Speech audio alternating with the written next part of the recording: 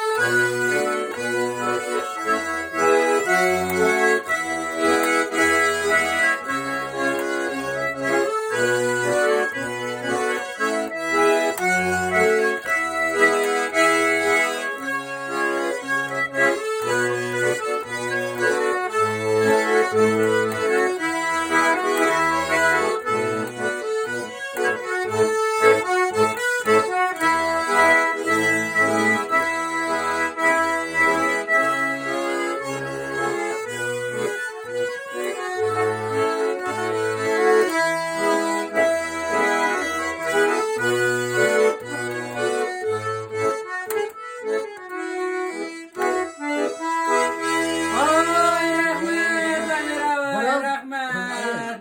Mana buna biraz otursak böyle bizni Tataryaga tashlab ketadi.